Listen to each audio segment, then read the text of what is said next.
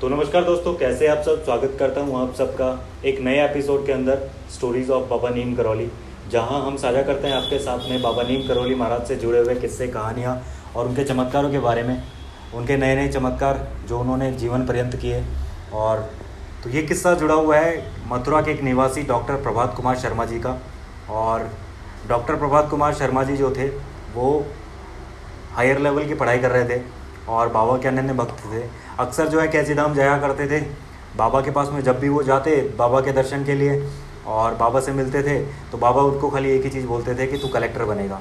जब भी वो बाबा से मिलने जाते और बाबा से आशीर्वाद लेते और अपने फ्यूचर्स के बारे में पूछते तो बाबा उनको खाली एक ही चीज़ बोलेगा, तू टेंशन क्यों करता है, तू चिंता क्यों करता है, तू कलेक्टर बनेगा। तो इसी तरीके से चलता रहा। और एक बार क्या हुआ, उन्होंने आर्मी का एग्ज़ाम दिया और जो है प्रभात जी का सिलेक्शन आर्मी के अंदर हो गया। आर्मी के अंदर जब उन्होंने ज्वाइन कर लिया और बाबा जी ने तो आशीर्वाद दिया था उनको कि तू कलेक्टर बनेगा, लेकिन प्रभात जी ने सोचा हो सकता है शायद बाबा ने जो है उनके साथ में मस्करी की हो, मजाक किया हो। लेकिन जब भी उसके बाद में ज्वाइन करने के बाद में भी जब वो जाया करते थे बाबा से मिलने के लिए तो भी बाबा उसको जो है हमेशा यही बोलते थे, उनको यही बोलते थे कि तू कलेक्टर बनेगा, तू चिंता मत कर, तू कलेक्टर बनेगा, तू डीएम बनेगा। तो बाबा हर बार जो है उसे यही कहते थे और प्रभात कुमार जो है हर बात जो है बाबा के इस बात की जो है मजाक में टाल देता था कि बाबा उसको शायद उसके साथ में मस्करी कर रहे हैं, क्योंकि अब वो ऑलरेडी जो है आर्मी ज्वाइन कर चुका है और इसीलिए। पर अब जो है आर्मी की सेवाएं करते हुए प्रभात कुमार ने जो है इंटरनल एग्ज़ाम वगैरह देने शुरू कर दिए। इंटरनल एग्ज़ाम कई सारे दिए जिसमें हालांकि जो है वो पास भी हुए और आगे से आगे वो पदोन्नत होते रहे, आगे से आगे उनका प्रमोशन होता रहा। इसी तरीके से जो है प्रभात कुमार ये चाहते थे कि आर्मी के अंदर जो है वो जल्दी से कर्नल बन जाए और कर्नल वाली पोजीशन पे हो जाए। और इसीलिए उन्होंने जो है हायर पोजीशन का जो है प्रमोशन के लिए एग्ज़ाम दिया। हालांकि उनका पेपर जो है अच्छा नहीं हुआ और एक पेपर उनका जो था वो बहुत ज़्यादा ख़राब गया था। बाबा के पास गए और बाबा से बोला कि बाबा मैंने पेपर तो दिया है प्रमोशन के लिए और एग्ज़ाम फाइट किया है, लेकिन शायद मेरा एक पेपर जो है इतना अच्छा नहीं हुआ है। तो बाबा ने उससे यही कहा कि तू टेंशन क्यों लेता है, तू चिंता क्यों करता है, तेरा बहुत अच्छा पेपर गया है, बहुत अच्छा एग्ज़ाम हुआ है, हो जाएगा और वैसे भी तू कलेक्टर बनेगा। बाबा के ये वर्ड्स थे। प्रभात जी फिर असमंजस में पड़ गए कि बाबा हर बार यही बात क्यों बोलते हैं। तो उसके बाद में उसने जो है प्रभात जी ने एग्ज़ाम फाइट किया। एग्ज़ाम का जब रिज़ल्ट आया तो वास्तव में जो नंबर थे वो अच्छे नंबर थे और जो था प्रभात जो था वो आर्मी के अंदर जो है हायर प्रमोशन के लिए क्वालिफाई हो गया। जब बात ज्वाइनिंग की आई तो ज्वाइनिंग के टाइम पे कुछ ऐसा माहौल बना, कुछ ऐसी परिस्थिति बनी कि जो है प्रभात कुमार शर्मा जो था उसकी जो है अपने सीनियर के साथ में कुछ अनबन हो गई। और तो इसी वजह से जो है उनके सीनियर जो थे, जो हायर पद पे थे, उनसे ऊपर वाले पदों पे थे, उच्चतम पदों पे थे, उनसे उसकी कुछ अनबन हो गई और वो उनका प्रमोशन जो है नहीं करना चाहते थे। अब प्रभात कुमार जो है असमंजस में पड़ गए कि जो है मैंने एग्ज़ाम भी क्वालिफाई कर लिया और अब मेरा प्रमोशन भी रुक गया है, तो अब मैं क्या करूं।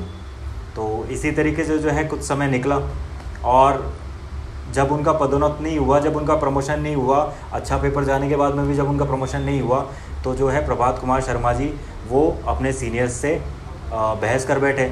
अब तो बहस इतनी बढ़ गई कि आखिरकार जो है प्रभात कुमार शर्मा को वहाँ से रिज़ाइन करना पड़ा, वहाँ से पद छोड़ना पड़ा। और इस तरीके से जो उनका आर्मी के अंदर जो पद था ऑफिसर का वो उन्होंने वहाँ से त्याग दिया। अब पद त्यागने के बाद में वो बाबा से मिलने के लिए कैची धाम गए। बाबा से जब वो मिले और बाबा से आशीर्वाद लिया और उन्होंने पूछा कि बाबा अब क्या करूं। बाबा से आशीर्वाद लिया तो बाबा ने बस वही बात वापस बोली, तू चिंता क्यों करता है, तू कलेक्टर बनेगा, तू डीएम बनेगा। तो जो है प्रभात कुमार शर्मा जी वो वापस असमंजस में पड़ गए और आखिरकार उन्होंने जो है पीसीएस का एग्ज़ाम देने की सोची। अब उन्होंने पीसीएस का एग्ज़ाम देने का सोचा और पीसीएस का एग्ज़ाम भी दिया और परिस्थिति कुछ ऐसी बनी कि पीसीएस का एग्ज़ाम उन्होंने क्लियर कर लिया और आखिरकार जो है वो कलेक्टर के पद पे पदोन्नत हो गए। जब कलेक्टर बने तो आखिरकार जो है वो कैची धाम गए और बाबा के चरणों में दंडवत प्रणाम करके बोले कि बाबा आप धन्य हैं, जो आपने बोला था आपने उसी के अकॉर्डिंग जो है परिस्थितियाँ बनाई, आपने स्थितियाँ उसी के हिसाब से बनाई और आखिरकार जो है मैं आपके कहे अनुसार कलेक्टर बन ही गया। तो इसीलिए कहते हैं दोस्तों कि जो भी संत होते हैं, जो सिद्ध संत होते हैं, उनके वरदान, उनकी बात कभी भी खाली नहीं जाती है। और वही थी बाबा नीम करौली महाराज की।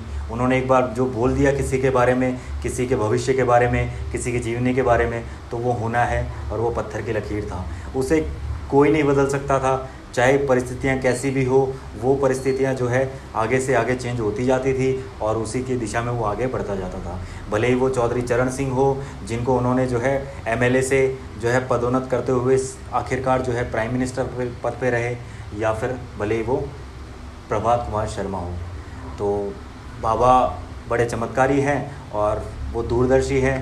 इंसान केवल पास की सोच सकता है, अपने थोड़े से आगे की सोच सकता है, लेकिन वो पारदर्शी है, वो दूरदर्शी है, वो आपके अग्रिम जीवन तक की भी सोच रखते हैं। तो इस क्रमांक के अंदर दोस्तों इतना ही, और बाकी मिलते हैं अगले चमत्कार में, अगले एपिसोड में। तो तब तक के लिए धन्यवाद। आपने अगर चैनल सब्सक्राइब नहीं किया है तो लाइक कीजिएगा, शेयर कीजिए और सब्सक्राइब कीजिएगा। धन्यवाद।